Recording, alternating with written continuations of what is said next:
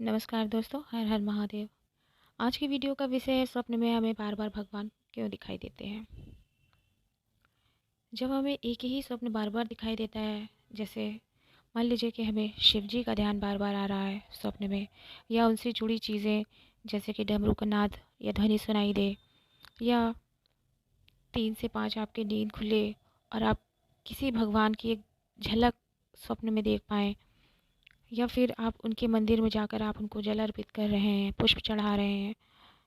कोई भी भगवान हो सकते हैं, हो सकता है आपको अपने इष्ट आराध्य देव का पता ना हो, तो इस स्वप्न के माध्यम से वो आपको संकेत कर रहे हैं कि वो आप उन्हें अपना इष्ट या आराध्य देव माने। फिर वो शिव जी हो या हनुमान जी हो, हनुमान जी हैं या उनसे जुड़ी चीज़ें हैं, जैसे आपको सिंदूर दिखाई देता है या लाल वस्त्र दिखाई देते हैं चढ़ाते हुए भगवान को, या पीले फूल दिखाई देते हैं, या किसी देवी जैसे माँ दुर्गा या माँ काली का स्वप्न आता हो या उनसे जुड़ी चीज़ें दिखाई देती हैं। तो कहने का मतलब ये है कि इस माध्यम से वो आपको बताते हैं कि आप उनकी पूजा करें, और यदि आप उनकी पूजा कर रहे हैं तो उनकी पूजा में और ज़्यादा समय दें, और विधि विधान करें, मंत्र जाप करें, पाठ करें, उनसे जुड़े चालीसा पाठ करें। और दूसरा मतलब यह है इसका कि ईश्वर की आप पर असीम कृपा है, और इसके द्वारा वो आप पर और कृपा करना चाहते हैं कि आप और अपनी भक्ति के मार्ग में आगे बढ़ें। यदि नहीं कर रहे हैं तो पूजा तुरंत शुरू कर दें। बहुत ज़्यादा मंथन ना करें, बहुत ज़्यादा मंथन करने से संदेह उत्पन्न होगा और आप इधर-उधर की खोज में रह जाएँगे।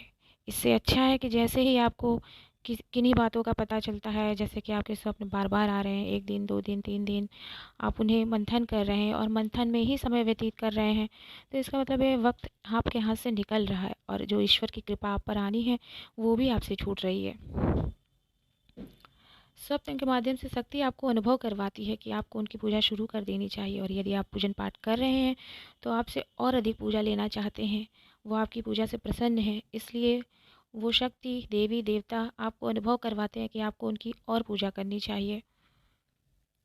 कई बार तो स्वप्न के माध्यम से वे आपका मार्गदर्शन भी करते हैं कि यदि आप किसी दुर्घटना में पड़ने वाले हैं या किसी संकट में पड़ने वाले हैं, तो भी आपको उबारते हैं उससे, क्योंकि वो आपका हित चाहते हैं।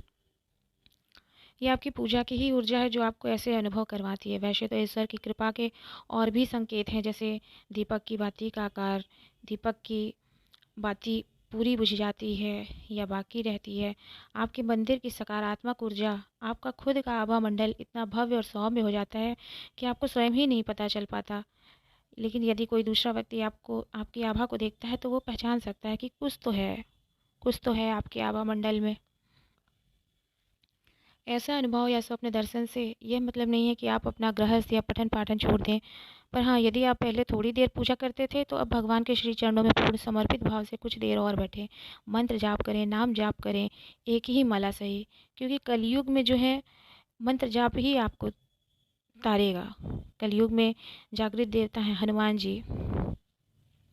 फिर भी यदि आपको किसी और भी देवी देवता के स्वप्न आते हैं तो इसका मतलब है कि आप उनकी पूजा पाठ, मंत्र जाप, नाम जाप ही बहुत है।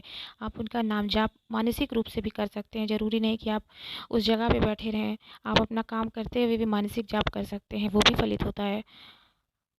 तो इस प्रकार जब भी आपको स्वप्न के माध्यम से भगवान के दर्शन या भगवान की किन्हीं जगहों के या मंदिरों के दर्शन होते हैं, उनसे जुड़ी कुछ बातें सुनाई देती हैं या दिखाई देती हैं। कभी-कभी ऐसा होता है कि आपको भगवान दिखा बहुत रेयर होता है कि भगवान दिखाई दे, लेकिन अगर आपको भगवान नहीं दिखाई देते हैं, लेकिन फिर भी आप अचानक से उठ जाते हैं, आपको लगता है कि हाँ, किसी ने तो कुछ कहा, और आपको ये पता होता है कि ये भगवान ने कहा है। ये आपको उनका नाम तक पता चल जाता है कि हाँ, इन भगवान ने कहा है, क्योंकि आपका अचेतन मन अभी भी उस जगह पर है।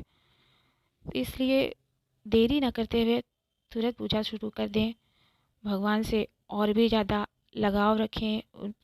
पूरे समर्पित भाव से आप उनकी श्री चरणों की पूजा करें। तो मैं अपने शब्दों को यहीं विराम देती हूँ। यदि आपको जानकारी महत्वपूर्ण लगी हो तो लाइक कीजिए, मेरे चैनल को सब्सक्राइब कीजिए, और बहुत अच्छी लगी हो तो शेयर भी कीजिए। मिलती हूँ एक नए वीडियो में नए विषय के साथ। तब तक के लिए धन्यवाद। आप सब पर महादेव की कृपा बनी रहे। हर हर महादेव, हर हर शिव शंभो।